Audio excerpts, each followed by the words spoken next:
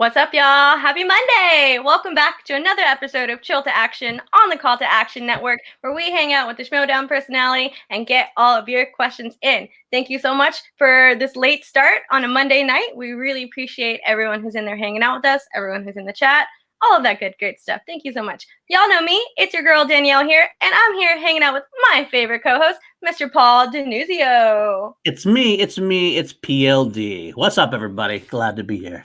Woo! And tonight hanging out with us, we have my sweet baby, Mr. Adelaide Spence. I'm so sorry.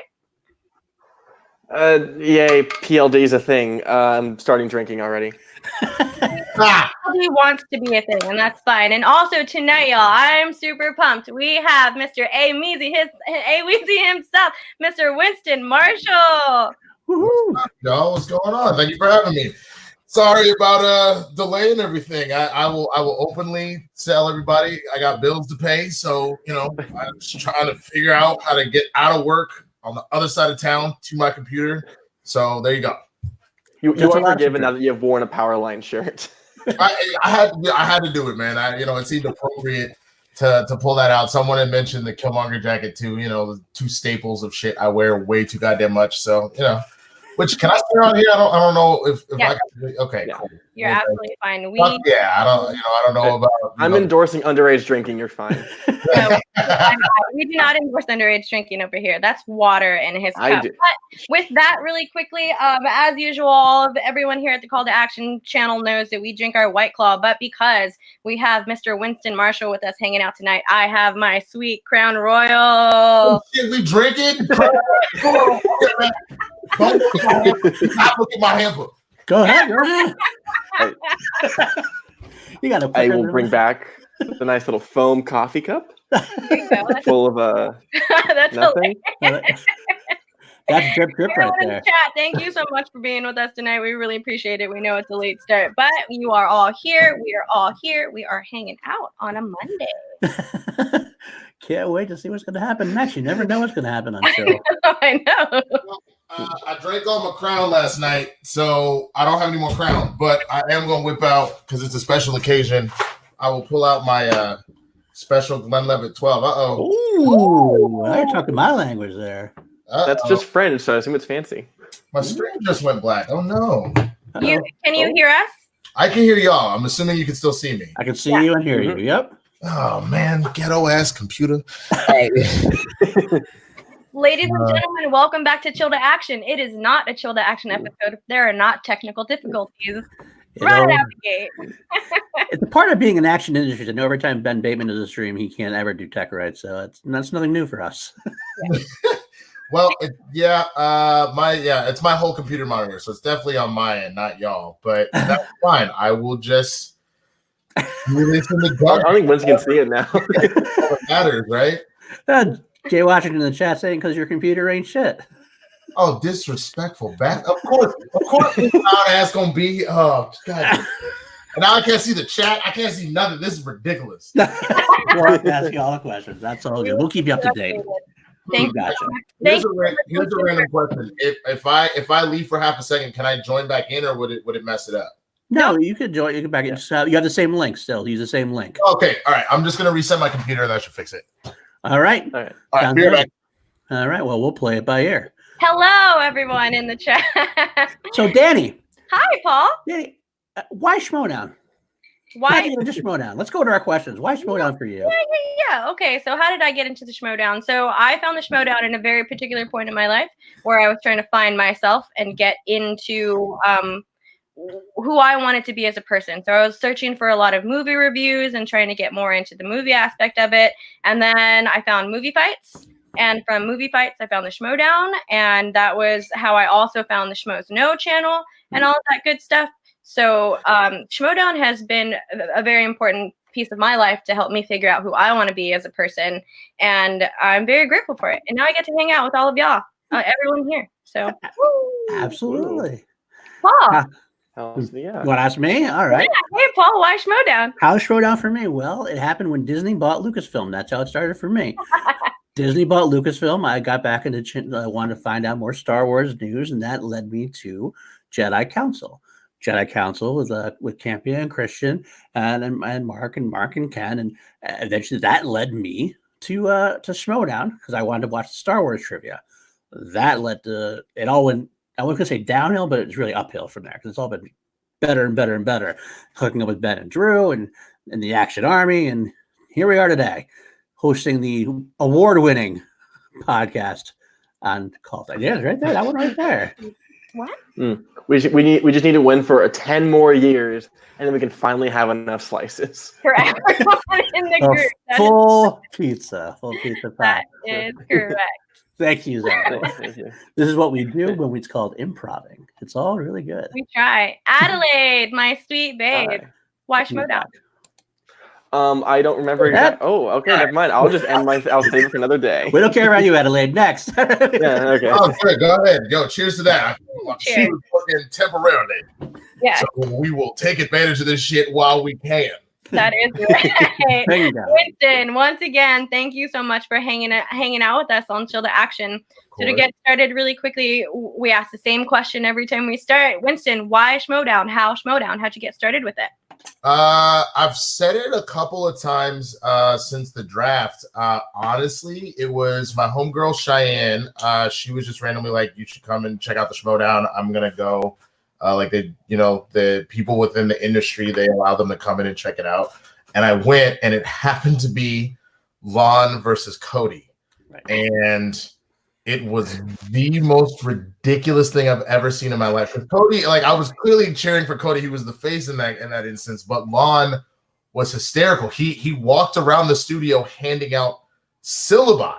And I was like, the fuck, man, are you serious right now? And just the shit that was listed on it was so ridiculous. Like what first semester, like Ninja Turtles and with Space Jam and like whatever, just like a laundry list of things that Cody needed to learn by the time it was over. And I was like, I don't know what this show is, but this is absurd. And so by the time it was over, I just happened to like chat with both Christian and Mark, and I was like, yo, if there's any way to do this, I would love to do this. Like, XYZ, like I'm in the industry and stuff. Like, yeah, for sure. It would be great to have you. So I had originally told Christian that I wanted to do IG, but I guess just because Christian was running the show, as he's known to do, I think he thought I said teams. So then he was like, cool. So you got like a team member and all that stuff. Tell Roka and Jay Washington to shut their asses up. Can someone bring that up real quick? Take off the damn jacket, put both of them up. I'll tell you right now. First of all, Jay, why don't you take off all them goddamn caps you be putting on all the goddamn time with your bald ass, and go ahead and tell Roka to take off that damn cowboy hat because his ass ain't even from Texas, so he needs to shut the hell up. But anyway, Wow. Is there anything wrong with the jacket? Is there a reason they don't like it? It's just because I wear it a lot. There's a lot of hate just because I got style. That's what that's what it is. They're jealous? Is that what you're saying? They're saying they're jealous? A little bit. Of course it's not, because I'm not a monster. Good Lord. Killmonger in a museum. Look, I get that. I was. I since my dreads are gone, I guess technically not anymore, but But anyway, long story short, I scrambled. I was like, who do I know that knows movie trivia? Because like I'm okay, but there's got to be somebody I know better. And I was like, oh shit, Eric. Me and Eric, that's all we ever used to do was talk comic books and movies. So I called him, and then Christian was like, great, do you have a name? And I was like, I mean, all we do is talk comic books. We can be Batman and Superman and call it a day. So there you go. That's pretty much how it happened. Nice. Sweet. Well, now you've gone from playing to managing. How did that transition happen? I mean, I know the first time you went on screen, you said, I want to get the biggest shit talkers there are because I want the style. That's what you said. So how did that go between then and the draft when you started drafting? How did you prepare for that, and how has that been since you've made that transition? I mean, it came from the fact that, Eric and I did really well together. I wasn't like super thrilled about us breaking up, but I understand like shit happens. And honestly, once I then ended up in like different matches, I wasn't doing all that great. Part of it was honestly, I kind of similar to like a McCougs or anything else like that. I'm more about the performance than the actual like trivia. It's not to say that I couldn't, like if I genuinely put my mind to it, that I probably could be like a force. Because Christian said it once on SCN. He was like, yeah, Winston just randomly knows the history of the Schmoedown out of nowhere. And obviously he's only been here random, but it's just because my brain kind of like retains shit if I put my mind to it. It was one of those things that I've thought about, and maybe down the line I'll come back to it. But I love the performance element of the show, and so managing seems perfect because it just allows me to just be loud as shit. Zipper, yes, Robert Adams. Zipper is a better trivia knowledge person than me for sure, but as a person, have you met me, bitch? So, either way, I'm excited to do it though, because like I said, I've always been very strategic. I've always like enjoyed kind of like guiding people and mentoring people as best I can. I picked a lot of players that actually can stand on their own too. I'm really just there to kind of like focus energy and stuff like that and give ideas and like kind of bring the group together. So that's one of the things that I'm really excited about, is that like even in obviously stuff hasn't happened yet, but in like the match with RB3, like I was on the side the whole time, just like really just kind of talking to him and trying to calm him down. And it was funny because like I knew, I mean, spoiler alert, but it's been like 3 weeks, so 2 weeks, whatever. So when he guessed the Wiz instead of the Return of Odd, the funny thing was I saw that was a trap, and I was like, Jesus Christ, I wish I could convey to him. I was like, please don't grab the Wiz because you're black, and I know your black mind heard the Wiz, and every black person, that's where we go. And I was like, that's not the answer. And then that's what he said, and that honestly threw a wrench in everything at that point forward, because then he was, trying not to get TKO'd, but obviously ended up happening. So, but that's the stuff that I'm there for, is to just kind of help keep people calm and do that kind of stuff. That's more my managing style, is to connect people and keep them calm. It's definitely needed. You just want to mention that. Okay. Jameson before matches may have contributed. Is that possible? Oh no, that had nothing to do with it. I drank a lot of Jameson, no matter what the match. The first 2 matches, I was told I could have beer, and I was like, okay. So I definitely completely pounded. I think, what do they have there at the time? It was Stone Brewery, like one of their IPAs or something like that. So I pounded like one of those, and then like went and did my first match because I was like I performed, but I was nervous. I was like, I got to play this game or whatever. And that was against the Kingsman, actually. That was Devon Stewart and he match named. So, yeah. That was all right. You sort of mentioned it earlier, how you're more interested in performing, but you're also a trained actor. Yes. Yeah, exactly. Yeah. Like the big question we always start with the big question we always start with is why Schmoedown, but like why acting? Like what got you into acting? Yeah, I mean, as Jay wanted to point out, I'm loud. I've always been kind of like high energy, and I like to just goof off and play around. And in second grade, actually, my drama teacher in elementary, she actually was on the show Wishbone. So love that show. Yeah. All right, Jay. You're really enjoying yourself. You got nothing better to do with your life tonight, do you? Wow. But she was like, oh, he would he would actually be really good like for the show. So she sent me on an audition actually for the Barney movie. And what was funny about it is because you're at that age where like you don't want to seem like a dork or anything like that. And I went to an all-boys private school at the time. I definitely didn't want to do the Barney movie. So they got in there like, can you sing Barney's song? And I was like, I hate you. They're like, well, thank you. Have a good day. And I still regret that to this day because all them kids got paid like a motherfucker. But the beginning of me beginning to like acting and like take an interest in it. And so like I worked for Radio Disney from like 5th grade until I graduated high school. And then what? Yeah, that was a whole thing. That was kind of fun. Another one of those like lesson kids that are watching the show, even though no babies are here, because I'm gonna say fuck like 50 times. We're good with that. Don't worry about embarrassing yourself or afraid of like trying to look cool. Because I had an opportunity with Radio Disney like around junior year of high school where they actually were taking some of the kids that were employed by Radio Disney, and the winner of this contest called like What's Cool actually DJ'd a show for like 2 years as like a whole other side hustle they paid a lot more money for. But since I was a junior in high school, I didn't want anybody to know I worked for Radio Disney, so I kind of threw it. So like I could have had an opportunity there again to like really do something pretty amazing, but I was too afraid to really put it out there because, you know, you're 17 and you're like, I don't want people to know I do. So just do yourself. You know what I'm saying? Like, do you. Solid advice for sure. So, Winston, one of my favorite things that I get to do for this show is I get to do a lot of research and I get to deep dive a little bit.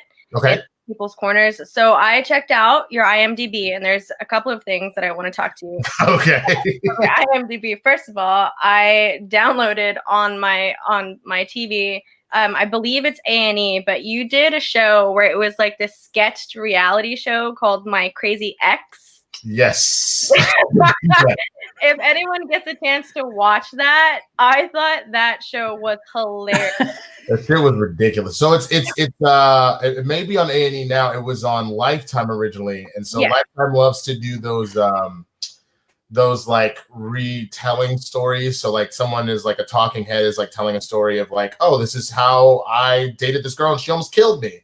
And so, yeah, I play like the dude's best friend, be like, I told you to stay away from the crazy bitch. Like, that's essentially the role. Like, that one was hilarious. And also, speaking of Disney, you got to do a show called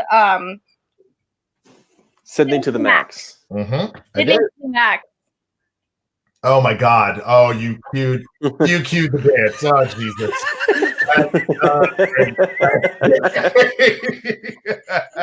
Yeah, that was a really great role. That was really fun to watch you on. I watched that whole episode. You did great on that episode. I thought it was hilarious. Thank you. Yeah, no, it was a lot of fun. That I would make the argument that was like that was probably the biggest role I've done so far. I did a movie on Nickelodeon called Big So High Private Eye, but it was a much smaller role. But this was huge. It was in as far as acting goes, for anybody that's not familiar with the terminology, and this will be something that next time you watch the credits, you'll kind of understand. So co-stars are kind of where people start when they're in TV. Co-stars are typically no more than like 5 lines, and they are situations where they are moving the story forward, but they're not central to the plot. It's like the pizza guy that's like, oh, here's your pizza. Like, it doesn't move the plot forward, but it had something to do with the episode, obviously. Versus the guest star is typically much more than 5 lines, and they are central to the plot. So in this particular case, for those who are unfamiliar with Sydney to the Max, I was playing the adult version of one of the kids because the show takes place in the 90s and in present day. So I was supposed to be adult him. So it was pretty cool. So I'm crossing my fingers. They just finished season 2. So I can tell you that I'm not going to show up in season 2, but there's always a possibility, like, because it sounds like they already got a season 3 before they even aired. Nice. So that's a possibility that I could come back there, which would be cool. Yeah. But to only have had one co-star prior to that to jump straight to a guest star, typically you got to do like 5 or 6 co-stars to even get to that point. So it was really cool to like find myself in that position. So you did great. A follow-up to that, actually, I had the same question that Jay Washington has, actually. Do you still have those pants? They did not give me the pants. They did let me keep the Jordans, though. So I do rock the Jordans. That was pretty cool. Nice. Excellent bonus. I don't know if this has anything to do with it, but I guess Jay wants to ask us about getting your hair cut and crying. All right, well, he's a little bitch. So basically what it is I did need to cut my dreads. The reason being, just talking to my reps, there's a lot of roles that I didn't get a chance to even get in the room for this past year, just because with your hair in dreads, it's big enough that you can't really get it underneath wigs or anything else like that. And so, especially playing any older stuff, so like a young dad or things like that, I couldn't do that. So my reps were like, we would never tell you what to do with your hair, but if you want to be able to have us get you more in the door, it's something you should consider. So for the sake of, it's it's pilot season, everything else like that. I just made the executive decision that it was time, and I was sad. Honestly, that was 4 years of my life. So dreads, like anything else. I mean, anybody that has long hair, it's like a part of you. And especially dreads, there is kind of like, I'm West Indian, so there is like, I didn't take it as serious as like Ross does, but like it was like a part of me. So I'm actually going to be burning them this weekend. I still haven't done it yet, but I'm burning ceremony to like, yeah. Good for you. I get it. I was in college. Surprisingly, everybody would be surprised to know that I actually had like shoulder length hair at one point when I was rocking it out. I did, and then I had to cut it for exactly the same reason. Wait a minute, you put me in gold pants up on the screen. Where is your shoulder length hair? I would like to see this. So I already had that burning ceremony of those pictures a long time ago. I don't believe it. I think Paul only has that hat, and that's been what's on his head. If I take this hat off, actually, I have big long hair. It just comes out everywhere. Okay. Also, I'm just going to go out on a limb. I just know Jay has nothing better to do with his life, hence all the comments. But is Roka drunk? Because first of all, Roka, I saw you talking about Black Lantern today, nigga. What the fuck are you talking about? I know I'm sorry, that's what to say the N-word. I'll be told in the Schmoedown here to stop doing that. But sometimes I get upset. I can't help myself.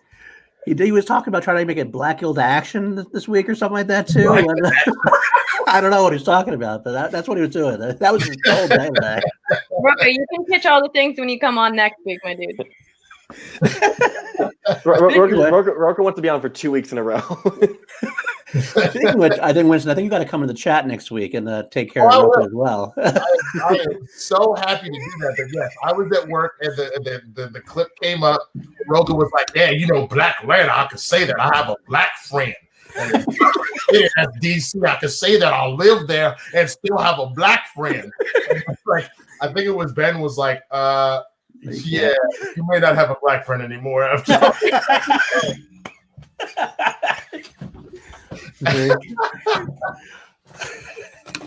Very true. On another note, because they mentioned you working for Disney and Nick, and especially because you're cutting your dreads for auditions, is there like a auditioning process that's different between studios, especially because you work for these like very prolific, like almost like child-centric studios? Like, what's it like auditioning for them different than auditioning for like a commercial or other shorts or TV shows you've been on? Yeah, I mean, the funny thing is for both of them, for the Nickelodeon movie, that actually was a self-tape. So that was funny because that was I had just signed with my theatrical rep, and that was the very first thing that she asked me to audition for. And I got a call like 5 hours later being like, "You booked it," and I was like, "Oh shit, okay." Versus for Disney Channel, that was a last minute audition, and I went into a casting office for oh god, their names are escaping me at the moment, but these two ladies are some of the biggest casting directors like in the industry. They specifically work a lot with Disney, so everything Disney Channel is essentially them. And I walked in, and essentially the audition was, "Hey, you're playing the adult version of this kid. Imitate his energy as much as possible." So while I was like trying to speed memorize the lines because it was last minute, I got the audition at 9 a.m. and had to be there at noon. Wow. I just watched the video a couple times, and then I was less concerned about learning the lines and more concerned about just bringing in that kid's energy. And it ended up working out pretty well. So again, if anybody's seen the show, like you can kind of see where everything I was doing was a lot of callbacks to stuff he had done throughout the season and just trying to emulate that energy. So, but yeah, that's the biggest difference between that and a commercial. A commercial, you a lot of times will see the same like 20 people that look like you, that like you'll go in for the Nike thing, then you'll go in for the Geico thing, then you'll go in for whatever, with a few exceptions. And then with the studio stuff, similar, but you'll typically see a little more diversity in the sense that if it's something specifically that's like, we want a black guy, then you'll see the same like 5 black dudes at that particular junction. But if they're just like, we want a dude at this age, then you'll see a diversity of like a white dude, an Asian dude, a black dude, a Latino dude, like all just kind of there. And then it just kind of plays out how it plays out. Mm-hmm. 'Very cool. Winston, I think I've seen every every episode of Positive Black People News. Really? Yeah, I found it. I watched it. I loved it. I genuinely did. That was a nice little thing to have on the internet. A lot of the little segments that you were talking about were really fun to watch and listen to. And I know that you had said something on your Twitter the other day that you're going to start trying to do a little bit more on your YouTube channel as well. Mm-hmm. Do you have any poses set up for hood ass yoga? I have not developed any new poses yet. What the funny thing about hood ass yoga is I figured out the NBA salute on my own, but then I told everybody else, I was like, everybody bring in your favorite yoga pose and try and come up with you'll name it yourself, and if you can't think of something, we'll workshop it together. We'll come up with names for this stuff. So I wrote out the script, but all of the poses, I just had the crew that was there, the actors that were there, just help me come up with it. So I will probably do the same thing because I'll go ahead and announce this. I am doing a hood ass yoga too right now. So I'm excited about that, and so it'll probably be the same thing. So I don't know how many of the Action Army is here in LA, but if people are interested in being in it, I mean, it'll be similar. We'll be in a park just shooting it. So if you want to be a part of it, I'd love to have y'all. Nice. Sweet. It's a couple of them. Cool. I will send you some suggestions. I got to start writing some stuff down. I appreciate that. All right, go. Thank you. Yeah, for sure. We got the Wheels on Wheels. Sneaker Fire, the Kaepernick knee, the Black Panther Olympic. I love this shit. Hell yeah. Okay, I gotta write some of this shit down. I like that a lot. Jillian wants to be on. Jillian's she's in LA. One of my favorite ones, because it was originally a Vine. It was a series of Vines, and then we decided to do a full-blown sketch. Was you had the damn look at that ass. You had the oh shit, get down, here come the cops, and that's essentially the one where you got the hand on the back of your head, but you're like activating your core at the same time. Like those were fun. Those were a lot of fun. So that's just where it came from. It's just me being just ghetto and shit, and the idea that since Black culture gets appropriated so much, that anything trendy, like people will eat the fuck up, and especially like any new like hot workout thing, like white girls will be like, "Oh my god, I love that." Like, that's kind of where the idea for that came from. So yeah. Just want to put that on the screen there. You can support Winston, of course, at the Patreon.com. Jake, you're a real one. And shout out to the Action Army in general. I got I had a request for a ring light on like my wish list, and I don't know if it was Jake or the Action Army or both, but y'all sent that to me, and it means the world to me because honestly, part of what I'm going to start doing is a lot of live streaming and stuff, and that massively helps so much. So thank you. You guys are the fucking shit. You really are. Yeah, really quickly on that also, you and Jay Washington also have a channel together, correct? We do have a channel together. It is called Blurs in the Hood. So it is, if you would imagine, I guess, kind of like, what's the easiest way to like combine stuff together? If you would take like have you ever seen Pardon the Interruption on ESPN, or if you think like Movie Talk, anything like that, now make it black as fuck. That's essentially what Blurs in the Hood is. Hey man, you see them white girls that pull them titties out to protest Bernie? Why the fuck do they do that? Your titties just out. Ain't nobody listening now. Like, we talk about, but we cover everything. So we cover, comic news, movie news, like politics, like all that kind of stuff. It is a lot of fun. We've done a few episodes there. Thank you, Jake, for posting that up for show. And Jay and I put that out every Wednesday. If tech shit happens, it might come out a day late, but that's the aim, to put that out every Wednesday. So please check that out. We would appreciate your support very much. Yeah. Of course, John says you've never asked him to be a guest. Is that true? Here's the problem. We're shooting it in Jay's bedroom, all right? So we got some space for you, Roka, and then we'll have you on the show, my dog. That's all that is. Fair enough. Speaking of YouTube content, Yes. You were on a show on YouTube directed by Ray William Johnson called Comedians On. Yes, That's what it's called. And so obviously, comedy is very important to you. So like, where did that start for you? Where did being a comedian sort of like enter your life? Okay, I will hold on, Jay. I will answer that question, but if you see Jay is very upset that I essentially pulled the curtain back and let everybody see what the Wiz look like. Now that's oh, you thought you were just gonna sit here and talk shit in the chat for the whole hour, and I want you to come back and fucking just bust your shit. I don't give a fuck. They can know.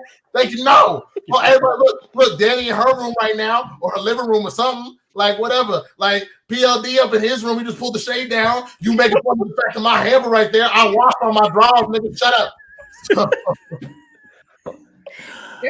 oh boy. To answer your question, so as far as comedy goes, you know, I was like the fat kid in like middle school and all that kind of stuff, and just being like a clown and cracking jokes. That was the stuff that like helped me just kind of get through that. I always love making people laugh and whatnot. And so after college, ironically, I actually auditioned for improv all of high school and all of college and never got in. So I was of the mindset, I'm terrible at improv. Like I would always get a callback, but I would never make the troupe. So I was like, I'm terrible at improv, can't do it. Like I'm just gonna stay away from it. And then after I graduated, I signed up for IO West and like was just moving through the classes pretty well. And then always had a secret love for stand-up. I could recite all of the Pimp Chronicles by heart. I could recite most of Kill 'Em Softly by heart. I can like crack so many Richard Pryor jokes and George Carlin and all that. So I started doing that for a while, and I love stand-up. It's just its own beast. And once I started like bartending, most stand-up is happening at night. So I just kind of pseudo-retired. So occasionally if someone will ask me to like host something, I'll write some new jokes or brush up on some stuff. I hope to get back in it at one point. But my big thing that I like to do now is to I'm sorry. I'm looking at Jay just get so mad at this comment. Okay, in your defense, he did create Collider Sex Talk back when Collider Live was a thing, so it is on the table too. I mean, so yeah. I hope I will hopefully get back into stand up at some point. But I really love doing like sketch comedy. That's become like the thing that I love doing. But yeah, Comedians On, that was fun. We just got the shit talk stuff. Like there was a whole thing about me shit talking Taylor Swift's video, Wildest Dreams. That was fun. And then we shit talked The Bachelor, which is funny because now I watch the show entirely too much. God, just any number of things. So that was fun. And then they also were doing Booze Lightyear, which was their sketch show. So I was doing that with them for a while too, which was fun. So yeah. So are you caught up on The Bachelor and The Bachelorette currently? Oh, of course. I'm very upset. My girlfriend, who is not in the chat right now because she is watching the episode without me, I am watching her Twitter and how people are trying to go in for the girl that decided or trying to get mad. There's a girl that's a virgin, and it's very important to her to wait until she's married to have sex. But like The Bachelor is infamous, whatever you want, when he was on The Bachelorette for having sex 4 times in a windmill with Hannah B, the Bachelorette at the time. So like people are trying to be like, he's so insensitive for not caring, but it's like at the same time, it's like you knew going on the show that he was famous for boning 4 times in one night.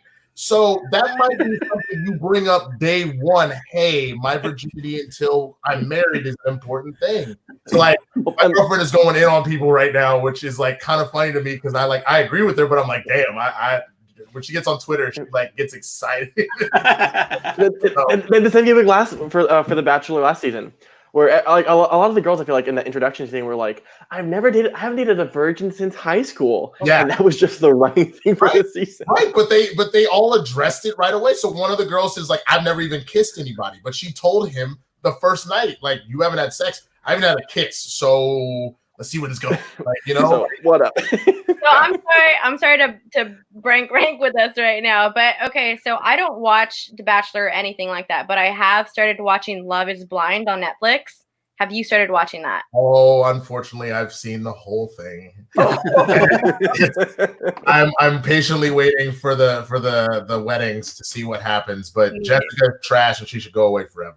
That is trash. And I love it. I am here for it. That's the first like dating reality show that I've ever watched, and I'm all in. So I want to start watching The Bachelor now. Oh, you'll love it. It has been hot garbage for weeks, and that's why it's the best. It's been hot garbage for years. Let's be fair. Well, you're not wrong there. Do you want to point out that like, one of your faction mates has popped in as well? So Chandru's getting your back here. Hey, what up, man? Well, Chandru, I'll text you once we're off the air, man, because one of the things for those that are curious about what I'm doing on the Patreon, other than doing some exclusive like AMAs and stuff like that, I'm going to be doing interviews with my faction mates and stuff like that, and give me a little behind the scenes in the Swag Squad. So anybody that's interested in that, I need to talk to you, Chandru, because I got to interview your ass. So, you know, there's a lot of good stuff coming up pretty soon. Nice. Good.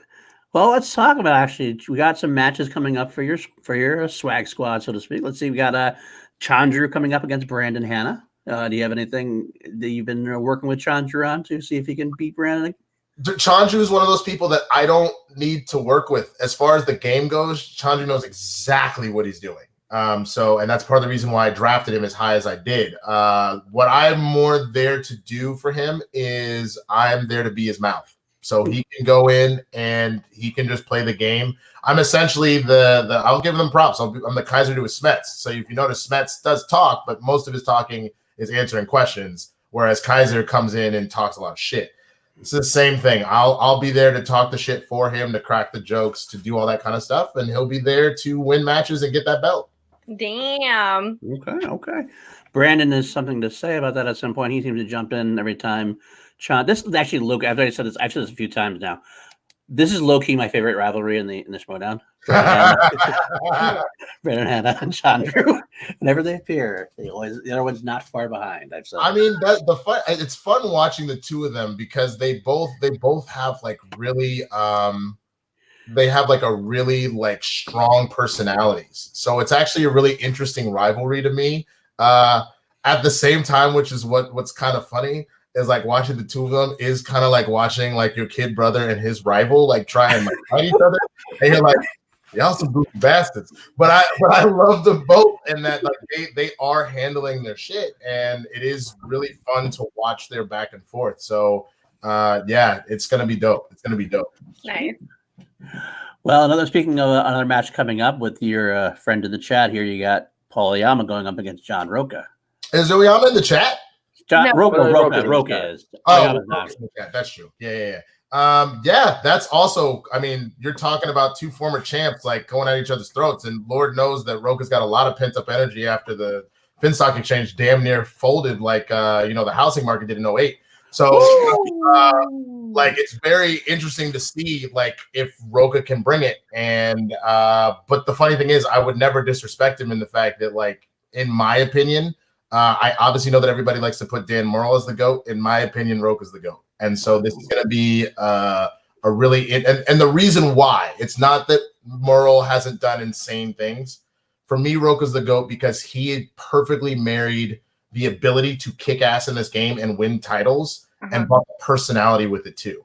So like he is the originator of actually putting fear in people's hearts and like inspiring people. He reminds me of like Hulk Hogan, honestly. I get that. So it's gonna be a match, man, because Oyama is like hungry after the spectacular.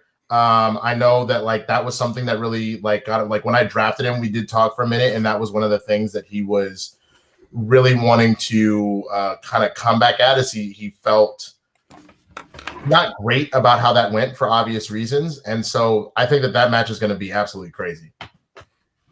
Fair enough. One other one I do want to talk about, is the. Have you talked to Lon Harris at all recently? I know he's been doing you get to team up with Paul Oyama. Speaking. Yeah, so they are teamed up. They're going to be the final exam, and the professor in prime time. So it makes sense. Like prime time is your finals because that counts for so much of your grade, and the professor is the one that gets it. So I'm excited for it. I can't find Lon is the problem. Like, after I drafted him, he sent me a nice little text, just be like, "Oh, thank you for drafting me." And then I never heard from him again. So, it'll be really funny to figure out if the match actually happens, just because I need Lon to show the fuck up. But I honestly believe, like, I'm very excited about that team because, you know, Paul, they both have a breadth of knowledge, but Paul obviously is really good on everything from like mid-90s up because of when he was born and raised. And Lon knows everything from mid-90s down back. And so they fill a lot of each other's gaps, which is amazing. So I think that the two of them can be a devastating team. And so I'm really looking forward to seeing what they do. Not only that, but they actually, given who they are, I think Paul actually has a good grasp on classics as well. And Lon has done some Burgundy releases as well, too. So they kind of really... No. We're absolutely sure. It's more what I'm saying is, obviously Paul knows the classics, obviously, because they have a giant breadth of knowledge, like you said. But if you're talking about specialties, like Paul knows his modern shit like nothing, and Lon knows his classics like not. But like, you know what I'm saying? So they have a really good balance. But that is what's important with the team. I mean, round one, you need to be able to, you know, answer both. And in round three, you need to be able to, when you're by yourself, to be able to answer both. So like they are very well rounded, but they fill each other's gaps, which is why I really like that team. Absolutely. Nice. Adelaide. I had a question. I forgot it, so I'll just do a very bad transition. You were in World's Finest. I was what? You were in World's Finest. Yes, I was. I feel like that's a good place to sort of like look at your Schmoedown career, because you were a pretty underrated team. I mean, you nearly beat Corruption, the future champions. You kicked Trek's ass. And yeah, Shy Wolves wasn't the great, but it's also the greatest team of all time. Right. And then you know, Kingsman, whatever. But like, you were pretty good. Like, well, thank you. I mean, you already answered like sort of like a this or that about like what you preferred to play in. Like, sure. But do you miss teams? Because like I know Geek is your passion, but ignoring Zip because obviously he's a traitorous bitch. But like, do you miss teaming up in general? And these are facts, man. These are facts. I do miss it, honestly. The nice thing about teams is like you need to know your basics, but you can lean on each other, and that's really what it comes down to. And what's funny is I just happen to be rewatching because I was trying to find what the whole Grace Roxy beef was. Like I didn't really know specifically where that stemmed from, and like the phone calls of like, oh, we're gonna be here, and it's not. So I was trying to find that. I ended up rewatching our match against Corruption, and the whole thing about that match is that like we didn't shit the bed with Bond. We had to do a lot of multiple choice, but I did like a lot of that was me. And then like, you know, like I nailed our like, it's not that Eric didn't know Shailene Woodley, but like I nailed the 5 point. I immediately was like, oh, it's this. And he goes, yeah, you got to go. You know what I'm saying? So like I can hold my own. I just, again, where I give everybody else credit, and this is the one thing that I don't think I realized until after it was too late, was that I just didn't study because I didn't think of it as serious. You know what I'm saying? I had heard about people studying, but I thought that was like the couple people that were in contention for like the singles belts and the IG for obvious reasons. I didn't start studying until we got to our Black History Month exhibition.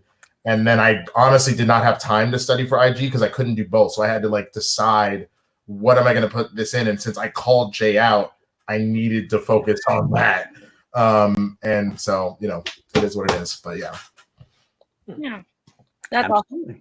That's crazy. So really quickly, before we jump into this or that, one of my favorite segments on the Chill to Action podcast, I do want to give a big shout out to our Facebook page. If you have not liked our Facebook page or subscribed to our channel, hashtag C2A1K, make sure that you do that because we like to do it right here. We're going to ask you, Winston, some questions that come in from our Facebook page. Cool. So first question from Ralph Roy Millar. I'm sorry if I got your name wrong.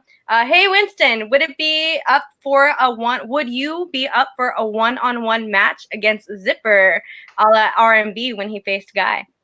Ooh, shit. I mean, yeah, but let's do this because I know part of in order for me to do that, I would have to. I'll talk to Christian about it. I would have to essentially lose a member and have to become inactive and become active for a minute. I also am going to need some time to study because, like I said, he definitely has the edge on me. So why don't we do this? We'll see what happens. I don't plan on anybody losing, but if we get to the point where enough people are losing, or if I have somebody that like, because a lot of times with the Schmoedown, a lot of it is just scheduling. So if somebody on Swag Squad just honestly can't get matches done, then we'll talk about potentially doing something like that in the late summer or the fall. We'll see what Christian says about that idea. But like, I would love to kick his ass personally. But I can also just, that's the whole point, is like being the coach, I can send everybody else in to do that shit. I ain't got to get my hands dirty, but I would love it. Nice. That would be a fun Patreon what if match. C2 at 1K. C2 1K, trying to get to those 1,000 subscribers. Y'all do it. Let's go. So also on our Facebook page, Mr. John Mariano, big supporter of the Schmoedown. Thank you so much, John. Love John. You get to book your own Schmoedown live event card. Where is it? Who is the undercard? Who is the main event? Do you have a post-match surprise? And John also says, absolutely love you. Everyone go hop on Winston's Patreon. Oh, you guys are so sweet, man. Who's okay? Where do we go? We either go. Is this no holds barred? I can go wherever the fuck I want. Answer your question however you want. You go to Black Atlanta. You can go anywhere you want. Really. Atlanta. That was why I was like, you're a dumbass, Roka, because it's not Atlanta, it's hot Atlanta. Exactly. It's fucking hot, you old ass fuck.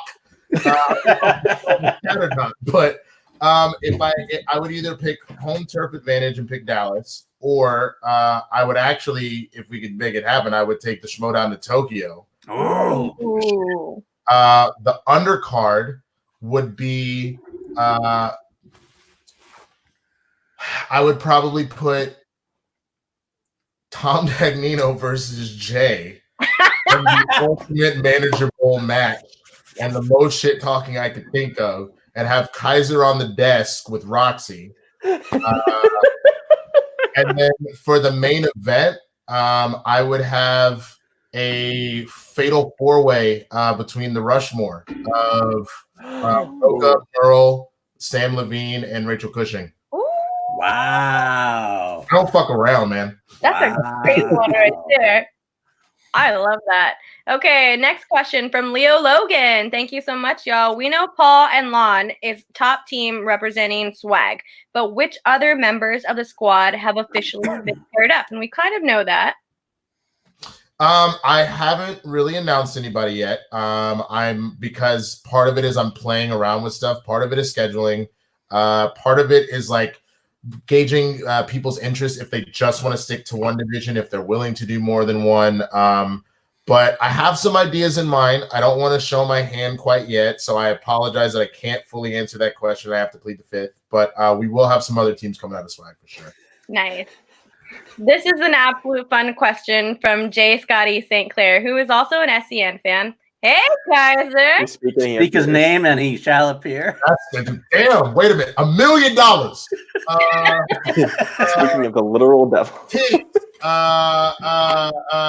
Crown Royal Vanilla, my own TV show. Why is none of this coming true right now? This is bullshit. We'll make that work for you. And it happens. Let's wish for all the positive things. But from Jay Scotty St. Clair, great question.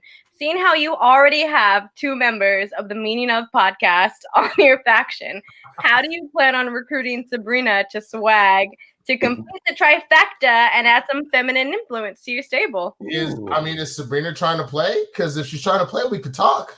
Because like I said, part of it will come down to, for a lot of people, like scheduling. If enough people on Swag like just can't play, like I'm not going to just hold their spot just to hold their spot. I want them all to play. I believe in everybody that I drafted, but I also understand real life gets in the way. Like pretty much everybody on Swag is in the industry in one form or another. So like I also know, like I'm so proud of McCougs. Like I don't plan on, like he's one of the few that I wouldn't, because I know his specific schedule and how that's playing out.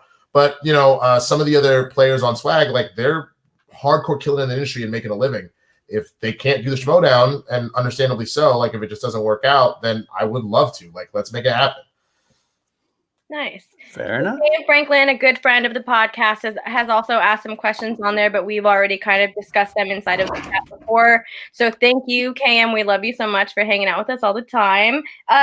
So also, y'all, just make sure that you like and subscribe the Facebook channel so you can make sure that you get your questions read on air. So we're done with that segment, and we get to push it over to Paul.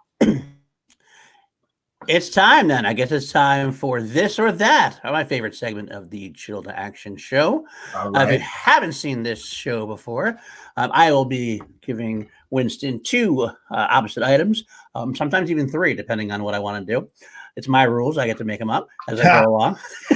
And he gets to choose which one's better, which one. You don't even have to choose why. You can say which one's better or which one's worse. You get to explain what you want to explain and go for it. Just a spark of conversation. Some of them are ones we ask every week, and some of them will be tailored specifically more towards you. All right, let's do it. All right, we start with the first one we always start with. Is only the Schmoedown one. There's only one right answer here. All right. Are you Team Ghai or Team Trader? Oh, that's funny. That's actually really funny. No, I mean, yeah, I'm Team Ghai, but I have so much respect for the trader. I do. Like, I mean, I don't, because similar to my own trader, like, fuck you. But I look at what the trader's done, though. I got to give him credit. You know what I mean? Like, you can't knock the man for it. So he is. I call him the cerebral assassin of Schmoedown, because his like strategery and the way he plays that game, both on the court and off. But yes, Team Ghai all day. That is the perfect answer. It's a perfect answer. All right, next one then. Eric Zipper or Stacey Howard as teammates?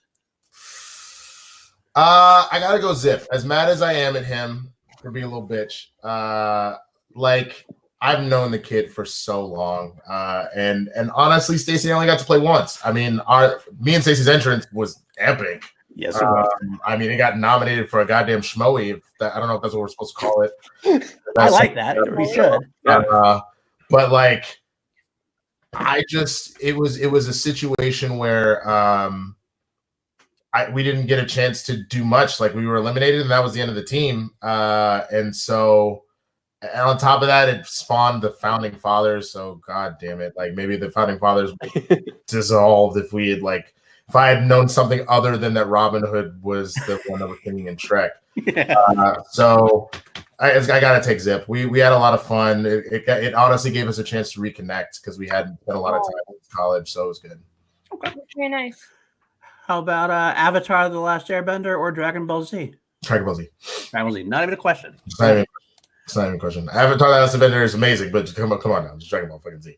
Okay, fair enough. There is no Avatar without Dragon Ball Z. All right. How about this almost seems like a trick question too, but we'll ask it. Whataburger, in and out? Whataburger. Right answer. In and out. That's the most basic ass burger. I swear to God. Winston, I'm in Texas. I live in Corpus Christi, Texas. So you know the deal. Exactly. I have an argument with people all the damn time. Now let me throw in Five Guys on there. How about that? Whataburger, Five Guys, In and Out. And it actually goes Whataburger, Shake Shack, Five Guys, In and Out. In and Out's so fucking good. Y'all are on some shit. No. Well, okay, so here's the whole thing about In and Out. In and Out is good if you are really stoned, or you are just have never had a good burger in your life. I would put Fat Burger above Whataburger. Whataburger, Shake Shack, Five Guys, Fat Burger, In and Out. Fat Burger slaps. I don't know what you're doing. Fat Burger does slap for sure. I love these the milkshakes. Oh, God. Wow, Lucas, I disagree with that, man. Lucas, you're Five Guys hella better. Now, here's the thing: if you're trying to tell me for price, then it goes Whataburger, In and Out, and then the rest of those are like $50 a fucking burger and fries. So I get it. Is there anything Whataburger isn't number one about? Their chicken. Oh, okay. Yeah, I'm gonna agree with you on that. Raising Cane's. I would give that to Raising Cane's for sure. If you see Danie got excited. Her eyes got so big when I said Raising Cane's. Heck yes. I used to live in Indiana also, so yes. And I've got 3 in my hometown and never been. It's just like I haven't gone there yet. It's like I don't know, man. I keep thinking about Whataburger, not Whataburger, fucking Fat Burger instead. I don't have Whataburger or In-N-Out. I'm in New York, so I have Wow. Five Guys. You get good pizza. Oh, poor you, Paul. Yo, we just lost a swag member, man, because I said In-N-Out was trash. Thank you, Hey, Oscar. man, Thank you. Look. I'm gonna tell you right now, like, between the fact that, like, again, this is what I will give In-N-Out. It is always very consistent. Yeah. It is always whatever. But the problem is, I was raised in the land of beef. That is, In-N-Out is the most basic bitch ass burger. It's the Uggs, the pumpkin spice latte of burgers. So, like, fine, it'll keep your feet warm. You'll enjoy it and go, wow, that was good. But you're not writing home about it and be like, Mama, I'm gonna marry a fucking In-N-Out burger. That's not a thing. So and that's about the experience, though. What's the experience? Wait in line. You go in with the 50s diner chic. You get like $5 for like burger and a shake. You get some fucking animal style fries on the side. You just like relax with your friends. You chill. I feel like Whataburger is not the same atmosphere. I'm sorry, but if you didn't live in Texas and don't understand going to Whataburger after a football game and having literally half the school with you inside of a Whataburger, you can't talk about experience when it comes to a burger place. That's real talk. I mean, that's real talk. For us, it was just fucking Chipotle and hitting our intestines, so I can't relate to that at all. I want all these to come by me so I can have an actual challenge here. But I do want to say I'm about to throw Jay Washington out of the chat. Thank you. I'm about to say bullshit. Bullshit. Get your Chicago lasagna type pizza out of here. That's all I gotta say. From Chicago, so he doesn't actually like pizza. He likes sandwiches with dough and shit in them. No. Jon Stewart said it best. It's not a pizza. It's a fucking casserole. That's all it is. It's just layers of bullshit. It's a goddamn casserole. In the same way that tuna mac is not mac and cheese, that's a fucking tuna casserole. I will get my fucking canned tuna out of the pantry right goddamn now. You're gonna throw me out because I said tuna mac is not mac and cheese? Don't worry, I won't let him. No, I'm the one who put the tuna mac thing on the SCN page. I make that shit at least twice a week. But that's not mac and cheese. That's a casserole. That is a tuna casserole just using macaroni noodles. Ding, ding. You're not wrong, but it's still fucking great food. But I drown that shit in chili powder, man, and it's so fucking and chili powder and cumin and fucking it's so good. That's like a good segue. Moving on. All right, I got another food question though for you. Yeah. It's actually one we do every week here: poutine or loaded fries. I've only had poutine once, and it was like bougie poutine, so I'm gonna have to go loaded fries. But hear me out. The bougie poutine that I had was delicious. For me, I don't think that it's fair to judge. So, like, if someone were like, "Here, have this burger," and it's like, and these are these special onions and this blue cheese and blah blah blah. So, give me some regular ass like homemade poutine. Like, you give me the best poutine you know. I will eat it.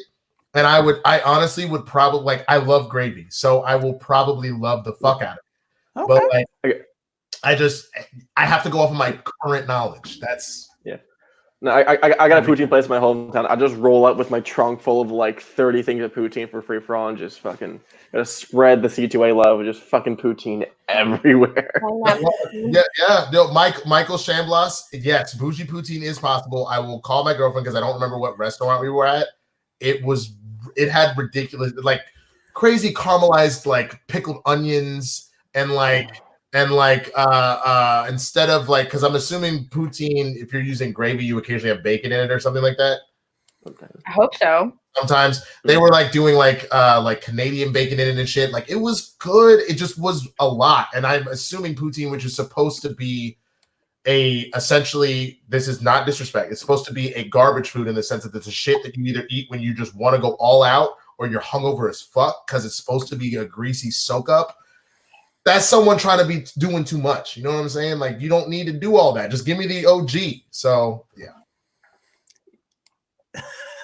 I literally 10-minute drive from my house. I'll fucking road trip some poutine. This is what I agree with though. Nat Food is right. He's never gonna. Okay, y'all can't say shit. Poutine is okay.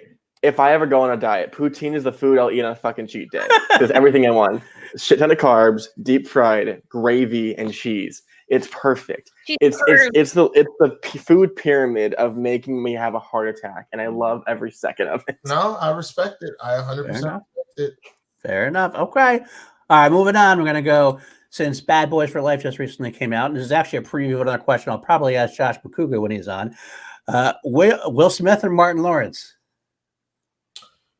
Ooh. In what regard? Just in general? You can choose. You can do in general, or you could do in the Bad Boys franchise if you'd like. Anything. Oh, this is hard. Oh God, I guess I gotta go Will. And the only reason for that is because there was a big debate about with Bad Boys for Life coming out, what was the better show, Martin or Fresh Prince? Jay would say Martin. That was my follow-up question. Actually, was going to be Fresh Prince or Martin. I know Jay, and he would say Martin, and Martin's fucking incredible. But I grew up in white suburbia, like a black man in white suburbia, so I really connected with Fresh Prince on a different level. Plus, who doesn't watch the scene of Will's dad leaving him again and cry every single fucking time? Martin never made me cry. I only laughed. That shit made me fucking cry every time. Why didn't he love me? Why didn't he want me? That is fair. Oh my God. That was the first time that I thought of Will as an actual actor and not just like a comedic like force. I was like, oh, this brother has range. Yeah. Oh yeah. I'll agree with that. Let's see what else we got. Blade Runner or Blade Runner 2049? I haven't seen either. Ooh, then you got to get that's like my for a while. Back to the Future, Indiana Jones, and Blade Runner were my things. So like how Christian has The Thing, which he hasn't seen.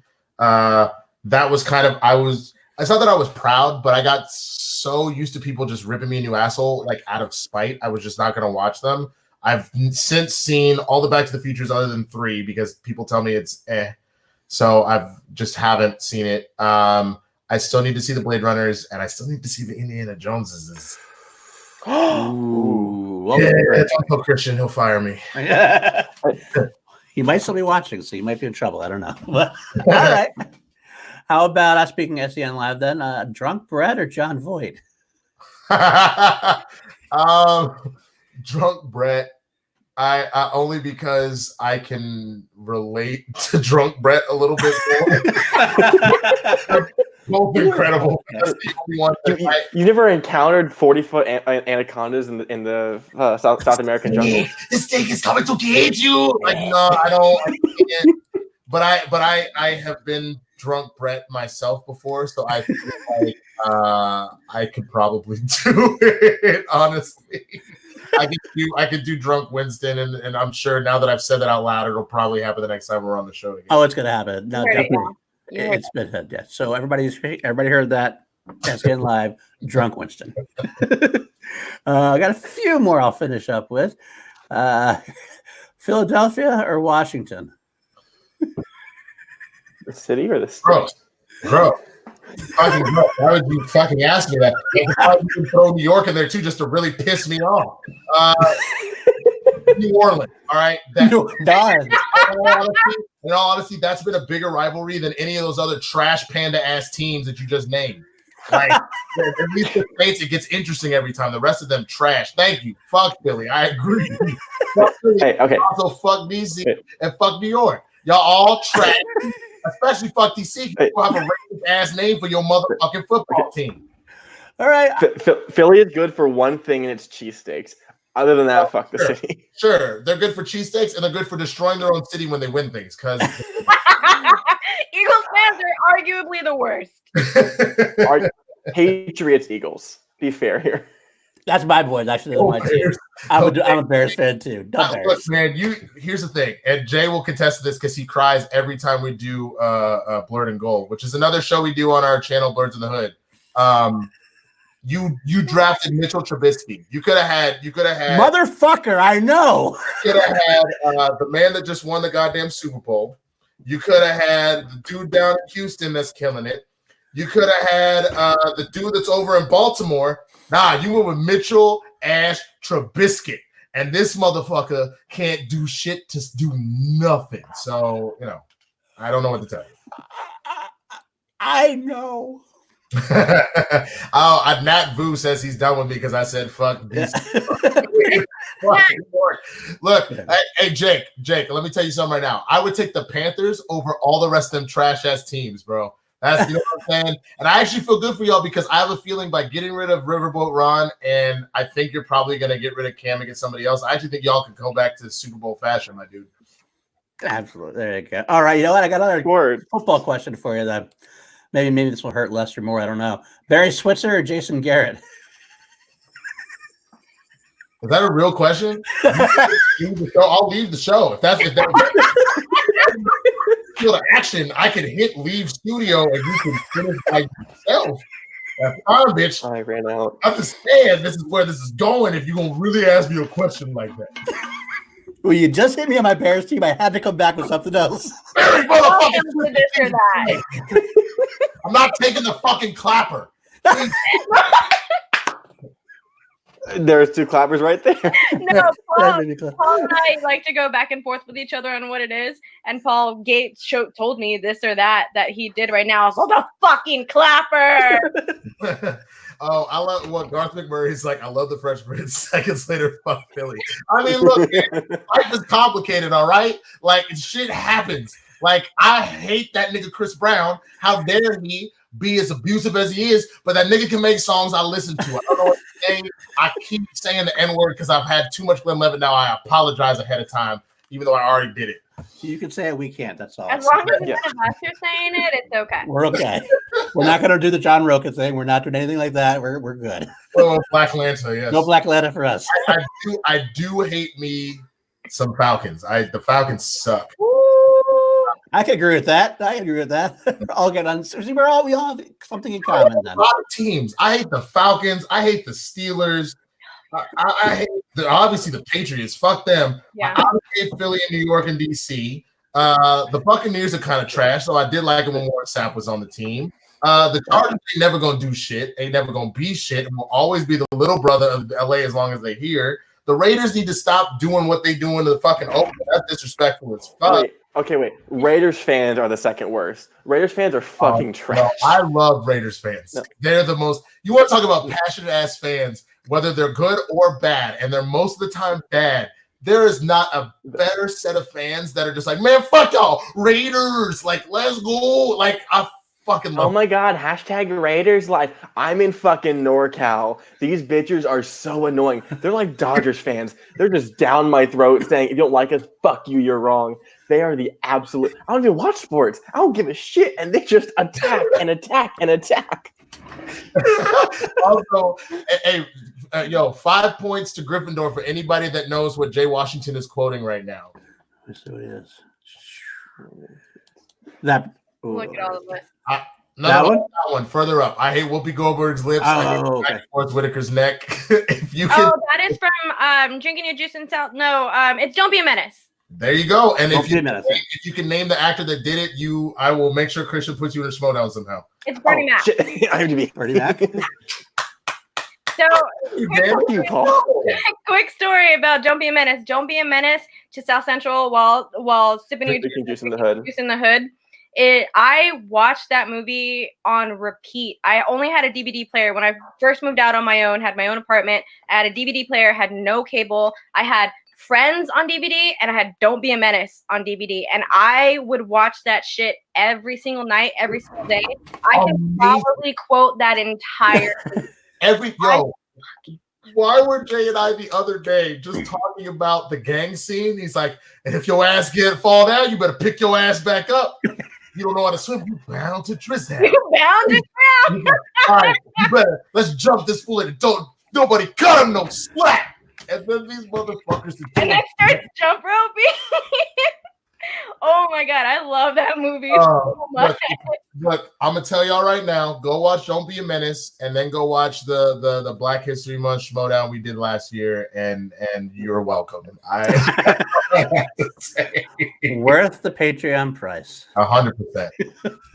And okay, just pause really quick here. If y'all think, I can't afford the Schmoedown, you would pay $10 for the fucking Black Movie exhibition match or whatever the title is. It's fucking incredible, and you get on top of all of that. Just actually, do we know what this month's February exhibition match is going to be? I don't know, honestly. Chris, the thing is, Christian is so busy that like unless you're there when he's talking about it, you kind of find out when you find out. Unless he needs you, he'll call you and be like, "I need XYZ." So I'm not sure what the schedule is, just because he is the hardest working man on the internet. Honestly, Absolutely. There's a reason the Schmoedown is what it is. So yeah. Well, I can't follow up on any. I think the sports ones are a good way to end this or that. It was a kind of a nice wrap up there. So that's where we will end the this or that segment. That is his day. It's his day. He got to get out.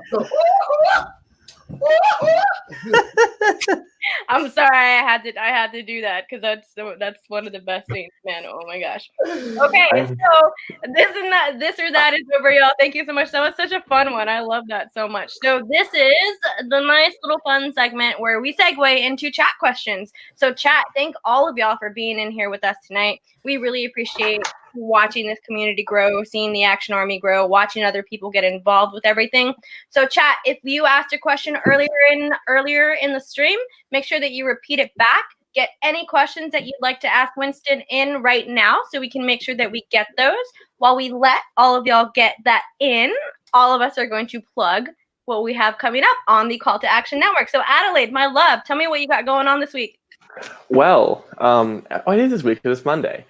Check me out on, I will be on the reaction to Mr. Husbando, Sean Sullivan, who was in the chat previously, but now he's painting, and Adam Witt in the Star Wars match. And also, I will be doing Call to Fan Leagues every Friday. We used to do interview formats, but now we'll be doing more of like a talk show format. I'm still heavily tooling that because Jesus Christ, I am somehow worse than Jimmy Kimmel. So we'll be seeing how that turns out. And check me out in fan leagues and shit where I compete and try not to lose. I lose a lot. At least you're honest. That's good. It's all good. We love you so much. It's not about winning or loss. It's about entertaining. That's what you had to do. As long as I can beat Alex 22-6 again, I am happy. Okay. Make sure that you check out the Call to Fan Leagues, y'all. The fan leagues don't get as much representation as they should throughout the Schmoedown. It's basically the minor leagues of the Schmoedown, and we're very proud to be able to have that on our channel. So please go and check that out. Please go and check out any of the fan leagues and all of that stuff that they got going on over there. Paul. Senor Nugent, just real quick. I saw your comment. Thank you, brother. I will keep an eye out. Yes. Gonna throw that up there in a second. But yes. Anyway, well, to plug next week on Chilled Action, we have a long episode that's a long time in the making. First, a long episode, yeah. It could be a long episode depending on how it goes. Could be a very short episode depending on how it goes too. Finally, the outlaw John Roca will make his appearance on Chilled Action. It's finally happening. Oh, don't worry, I'm gonna get revenge on this bitch. I will keep it. I hope so. I hope so. And I will announce this week already. I already mentioned it. Let's say next week after that, we will have the person who just had his first match, Sean Sullivan, guested with Jillian on as well. So that'll be a good twosome to be on the show. So, and then I got a couple others in the works, which I don't know if we want to talk about or not. No, we'll wait. We'll wait until next. Okay. Oh, we'll wait. Got a couple others in the works. So. Yeah, we're gonna leave y'all in suspense, y'all. You know how we do it on Chill here. So, again, thank you all so much for coming in and hanging out with us. And make sure that you tune in next week because that John Roca episode is an episode that we've been working hard for and that we've been really trying to get into. We're super fortunate to be able to have personalities like Winston come in on our channel. Kate was in here. Mark Ellis was in here. We're really striving to hit that 1,000 subscriber mark. We're almost there. We're about 200-ish away from that. So thank you, C2A1K, y'all. We're getting to it. Adelaide and I have been a part of this podcast basically since day one. So we've been able to see the growth in this channel and the growth in the stream. So big, huge love and thank you and shout out to everyone who hangs out with us inside of the chat. If you're new here, make sure that you like, comment, subscribe for that second date. You know how it goes, y'all.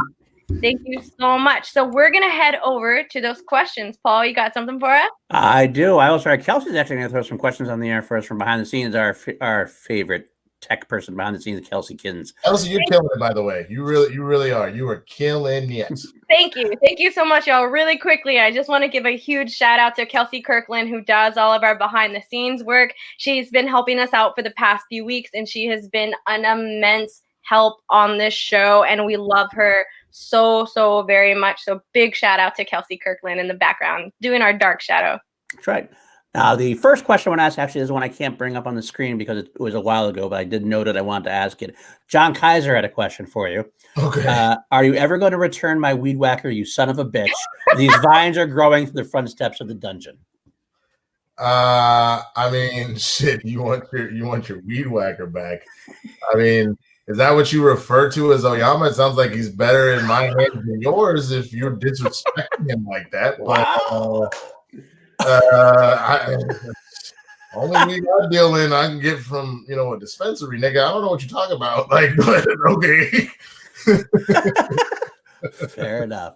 All right, Kelsey, it's up to you. Throw some up there. Oscar Roma asking, would you rather take a shot or give Zipper a chair shot?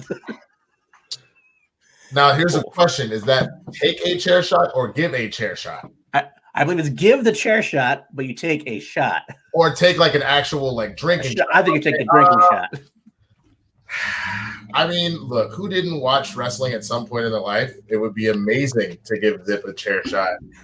But if I'm being real, I would probably just take a shot. I'm actually very non-violent. Like, I only get hostile, honestly, if somebody comes for somebody I care about. And obviously, am I annoyed that Eric abandoned me on the side of the highway like a child he didn't want? Sure. But I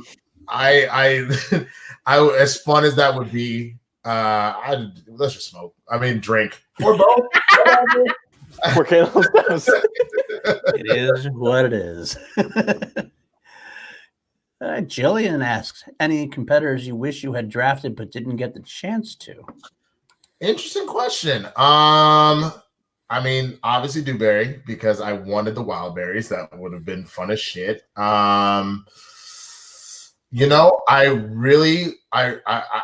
part of the reason why I was so angry about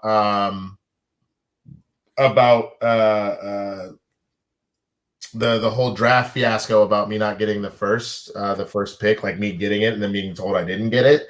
I'm actually happier how it turned out personally, but at the time, I kind of really wanted Shazam. I've gotten a chance to really get to know the kid, and he's amazing.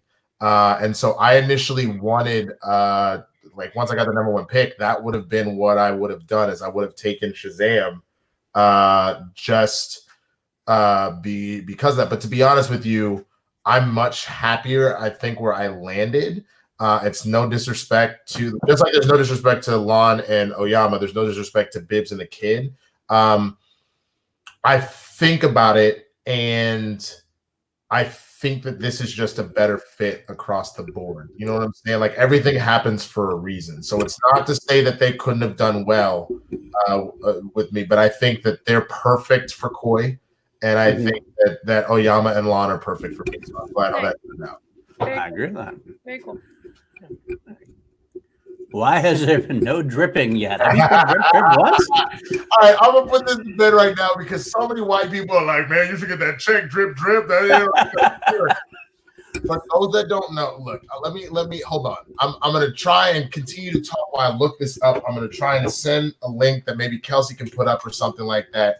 This is what I'm talking about. Now, when someone says they have a lot of swag, they're dripping with swag, that means that they've got fly clothes, they got dope ass jewelry, a dope car. So when you're dripping, you are dripping with swag. It is not something coming off your genitalia. It is literally that you are so hot that you are just dripping sweat. That's what that shit is. This is weird that you have to explain that. Oh, you'd be surprised. It happens a lot. Like a lot actually. Winston, light this or that. Drip or drip? Drip. Drip. Gotta do both. The drip. I'm very white, so this is not going to go well for me. We got to freeze. The drip broke. Oh, okay. Drip or drip? I had to answer the question and it froze everything. You can't have one without the other, apparently. Definitely drip. There you go. Yeah, here we go. I'm going to send this link. Is that Cardi B? Yeah, of course, because girl, you know what the deal is. I heard one bop from it and instantly knew what it was. Came through drip. There, I sent it in our behind the scenes one. Maybe one of y'all can get it up. I don't know how to get it up in the live comments. I can actually probably get it up. Yeah, Hold on a second. We'll figure that out while we do that. But that is Cardi B. Came through dripping. Drip, drip. There you go. As soon as you said it, go for it. Sooners are Longhorns. What? Are you kidding me? Sooners are in the fucking. They're across that stupid fucking river. Get that shit out of here. Ain't nobody trying to talk to them. And as a matter of fact, how dare you fucking take the one of the greatest basketball teams ever away from Seattle, you disrespectful ass state. Get the fuck out of here. As a manager, what do I look for in a player? Honestly, as the name implies, swag. That's it. Like, that's the thing about it. Like, obviously, I want people that know the game and can win. Who doesn't want to win? That's the whole point of this season, is to put a team together that can kick ass. But at the same time, one of the things that I loved about Paul is he's Mr. Cool. He's Mr. GQ. You know, what I loved about Lon's dedication to the professor is ridiculous. Like, I love Shandru coming out and, like, you know, hitting this shit, like doing this dance and everything. You know what I'm saying? Like, that was all stuff that I love. That's the stuff that I look for. So, I mean, who doesn't take RB3? You know, between disrespectful, where the white women at, everything else. Like, I mean, RB3 is hilarious. Like, I would easily take him over Ben Goddard for that reason. Obviously, he didn't win the match, but it happens. RB3 knows his shit. Like, the motherfucker graduated from film school at USC. So I know that now he's kind of gotten that out of his system, he'll kick ass. I'm not even worried about that. But that's what I look for in a player. RB3, where the Hispanic women at? Damn, girl. All right. I didn't say Okay, shit. Daddy, I see you, girl. Who would you like to be cast in the MCU from Malcolm's Middle Earth Media? Ooh, all right. Well, obviously T'Challa and Falcon have gone. So if I had to pick, you know what's funny? I don't necessarily like how they utilized him as much in the MCU, but I really liked War Machine as a kid, and it was probably because, like, without really knowing Iron Man all that well, I was like, oh, dude's black? Yeah, fuck yeah. He's black and he has a mech. Let's do that. They still haven't honestly, not the MCU. Even though I cut my dreads off, I would want to be Static. Like, that's DC, but DC gotta get the shit together. Yeah, That would be the answer. Fair enough. Any more, Kelsey? Up. Will you and Jay do more live streams? Love bantering with you guys in the chat. Craven Wakanda had me crying laughing.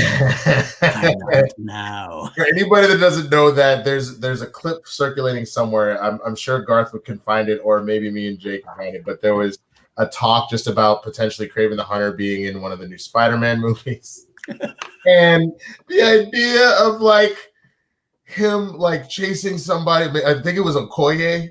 And we're talking about if maybe Craven, like, was from Wakanda or something like that. And then Okoye gets to you and he's like, I am the hunter now. Like, and like some weird kind of sex act shit. It took us off guard. But I mean, honestly, Jay and I will do live streams soon. I'm sure we haven't, like, discussed it, but there's no reason why we wouldn't. You know what I mean? So most of what life is right now with me and Jay is a scheduling thing. Just because I have to pay bills. So I've started at my day jobs have kind of kicked in again. And he has to pay bills. So his night job has kicked in. So it's trying to find that balance somewhere. Makes sense. Okay. Neil's on Wheels. Uncle Nearest or Jack Daniels? Oh, Jesus. You trying to kill me. Uncle Nearest. Jack Daniels is fine. But, you know, that's for little baby bitch boys. So definitely go get you some Uncle Nearest.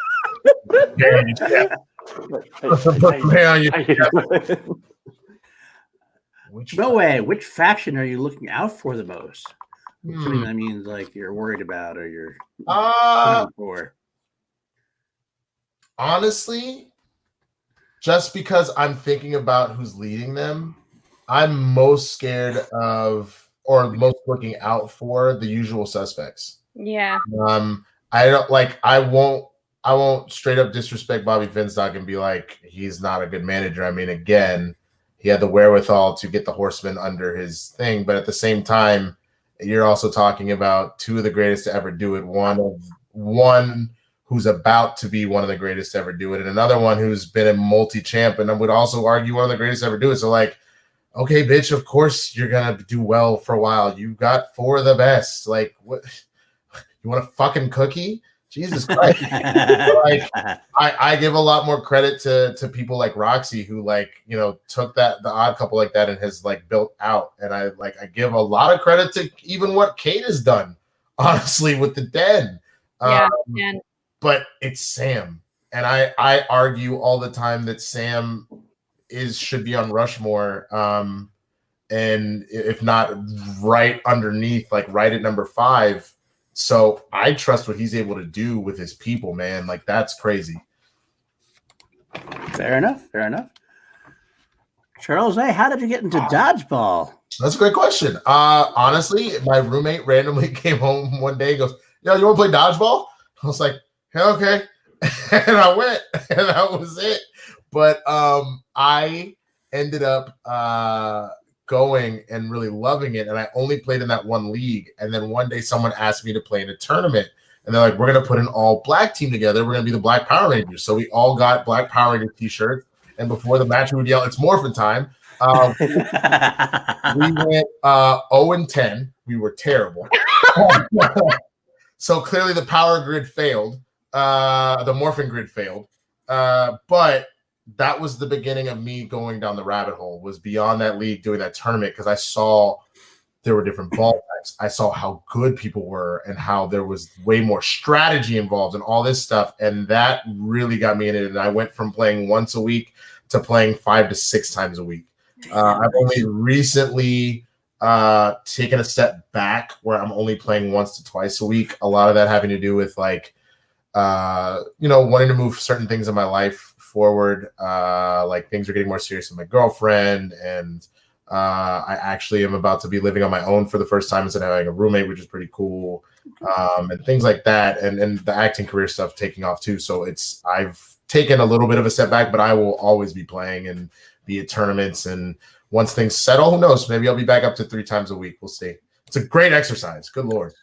Chris Adams from the Cinema Facts. We love the Cinema Fanatics here on Chill Bang. Cinema Fanatics. Cinema Facts, that's right. Liked Winston before the show, but respects the mess out of him now. He finds himself in Austin. Wow. Honored to break Whataburger with him. Hey man, I will be in Austin soon. One of my best friends is actually leaving LA. My best friend from college, she's leaving LA with her husband and moving to Austin. So just an excuse to go and see her. I will be down there at some point within the next year. So hell yeah, we'll make it out. I'll tweet it out and you let me know, and we'll go from there, man. And I'll drive right up for that too. Let's go, Danny. Hey, yeah, nice. There are a lot. We have the Latinos. Michael Samuels, do you think Lon Harris is ignoring your text because you call him Lon and not Dr. Harris? The man has a PhD, for Christ's sake. That might have something to do with it. But I think anybody that's a Patreon knows that y'all, it's not just me. All right. It's not just me. Let's be real. Fair enough. Anything more, Chelsea, from the chat? Mm-hmm. Are we good? I feel like I saw one more. Let's see. There you go. Oh. That's off. Let's try the link. Garth shared the link in the Facebook group to the video with Jay. Okay, so that's in the Facebook group. We didn't get to see the video that Winston mentioned before yet. Okay, I don't think I can get that on here because it's. Don't worry about that. I would say anybody that sees it, just go. I saw it pop up in the chat. Just go watch the video. Or you can just look it up yourself. It's Cardi B's song called "Drip" featuring the Migos. Right. It literally everything you need to know is in that song about what drip means. See, Danny already knows. She hitting it. She knows. That's my jam. It's on. I have a playlist on my Spotify called Cake Mix, and that's what I used to go work out with. So. Yeah, a cake mix. I see you did. Jesus. fucks with you? This is why You know. You know. this is why I hang out with her. My shit is bored as hell. I named my mix currently just 5K because I'm about to run a 5K and I'm gonna change it to cake mix. Shit. Pour some cake mix. Let's go. Very influential. All right. I got one more. We'll say Malcolm's Middle Earth Media. What comic book movie are you looking forward to this year? Venom 2, Morbius, Bloodshot, Black Widow, Wonder Woman 84, or The Eternals? Okay, so this is a question. So Venom 2 is coming out this year. I thought they were in the middle of shooting. I mean, it doesn't mean they couldn't be done by the end of the year, but it is coming out this year? I'm not positive on that one. I thought it might be. I'll do a fact check on that really quick. Okay, it is. It's one way or the other. I would say. Hold on. Look at the chat. Jay wants to give you a shout out, Danny. He apparently also sees you. There it is. I would say probably a tie between Black Widow and Wonder Woman. And I think one of the things that I love about this year in particular, this is the year of the female superhero, man. Like, this is the year for women kicking ass. Like, I mean, I know people feel one way or the other about Birds of Prey. I know it didn't pull the money that they were hoping, but I think to call it a bomb is ridiculous when you consider a lot of the other movies that had more of a budget and made the same amount of money. Like, so get the fuck out of here for that. But I thought that was a great movie. I think Black Widow is going to be a great movie. I think Wonder Woman 84 is going to be a great movie. And I'm glad to see the ladies coming out here and kicking ass, man. And I cannot wait. I could give two shits about Morbius. I didn't like the character before they announced it, and I don't like Jared Leto. So whatever. Like, his Joker has left a horrible taste in my mouth, and I don't trust him as an actor anymore. I know that's a lot. There's a lot going on there, but I can miss that movie. I'd be fine. Bloodshot, I'm excited about. And Venom. Yeah, Venom is this year. Wow, October 2nd. Even though it's still filming. I guess so. You know what? If that's the case, then that becomes if Black Widow and Wonder Woman tie for first, that's a very close third. Because I think that looks pretty cool. I mean, Andy Serkis behind anything is amazing. So. Agreed. The question is, are we going to get Eminem's track of Venom 2 that he'll perform at the Oscars next year and another very apropos performance? Nice, man. Okay, you got jokes. All right, you ain't just pooping. I got one. Got jokes. Fair enough. I guess that's going to be it then from the chat, I guess. So, Danny? Kelsey, if you have anything else, make sure that you put that in there really quickly. If not, then y'all, thank you so much for coming in and hanging out with us on this Monday on the Chill to Action show on the Call to Action Network. You know me, it's your girl, Danny. You can find me on Twitter at DannyJoy, DannieJoy on Twitter. You can find me here every Monday with my favorite co-host, Mr. Paul DiNuzzo on Chill to Action. Again, thank you so much. You know where to find me, y'all. Paul, let us know where we can find you at. At Paul_DiNuzzo on Twitter. You can also find me patreon.com/Team Action, where I work with Ben and Drew on that. They got a lot of cool tiers coming up, so get on that as well. And I also do a show on Action Industries on Ben and Drew's channel with my buddy Richard Eric Jarvie called Class Action once a week. And I'll shout it out real quick now. I did just start up my own YouTube channel called PLD Projects. Slay things. It's going to be a slow roll. If you come over to check it out, maybe you like it, maybe you won't. But that's it for me. You can find me on Twitter. Tell me where we can find you at. You got it. You know where we're going. You can find me on Twitter at TemekU Film Nerd. It's at TEMEKU Film Nerd. You can also find me on the Year on Trial podcast with friends of the show, Jay Burns, Doug Castle, and Mr. Caleb Boatman. You can also find me possibly on a new show that I'm tooling right now, but always you can find me on Call to Action, where I help run Call the Fan Leagues, where I talk about the fan leagues. And you can also find me in the fan leagues. Multiplex, Full Metal Media, Movie Trivia Face Off, and feature presentation trivia leagues. 4 big ones. Fuck y'all, I didn't stutter at all. And make sure, everyone, that you follow Kelsey on Twitter at KelseyKins, KELSEY. There we go, Kins90 on Twitter. She also helps run our Instagram page, so make sure that you like our Instagram as well. We are up on there. We are up on Twitter on the Call to Action Pod, all of that good stuff. Winston, thank you so much. This was a wonderful episode of Chill to Action. We had a lot of fun. We got to talk about a lot of really good things. Let us know where we can find you. Plug all of your things, my dude. Of course. Real quick, people were talking about Drew's question. I went and found it. He was asking my favorite mech anime. If I had to guess, if I had to do it quickly, Code Geass would be first, and then Gundam Wing would be a close second.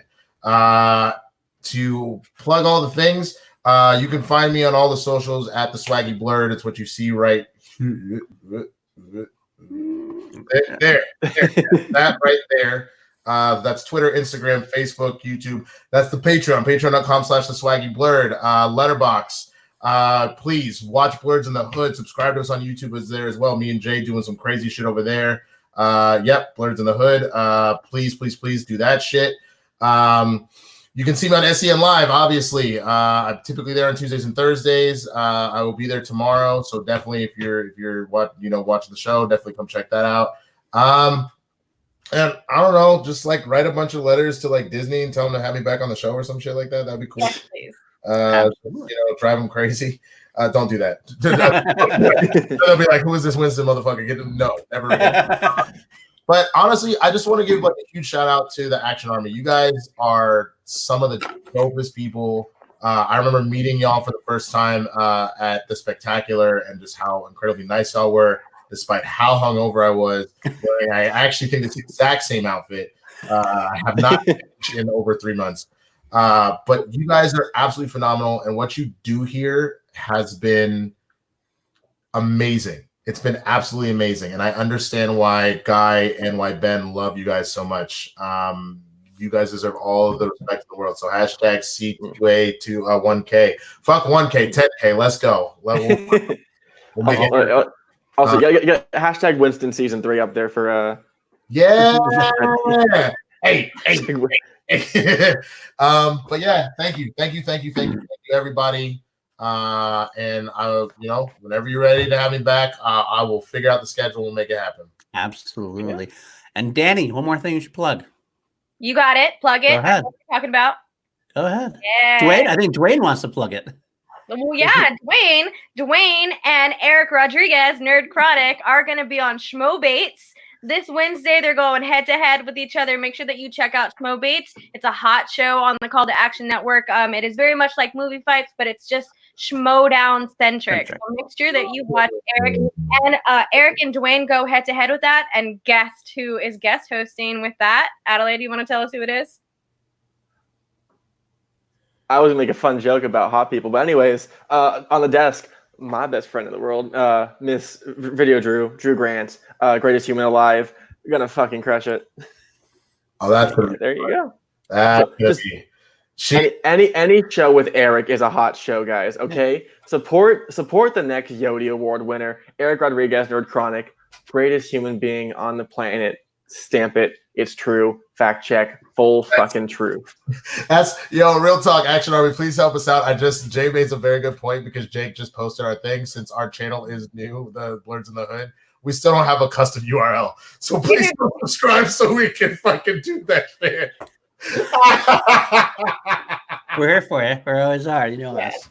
Yes, if you subscribe to our channel, please go subscribe to Blurs in the Hood as well, so we can make sure that we all get these custom URLs. We can't wait. Chat, everyone in the Action Army, everyone here with us today, we thank you so much. I can't say thank you enough anytime that I'm on here, because the love and support that we've gotten from this community has been so overwhelming and so amazing. And thank you. So from everyone in the Action Army, from everyone from the Call to Action podcast, from all of us here tonight on Chill to Action, thank you. And as always, we salute you. Y'all have a good night.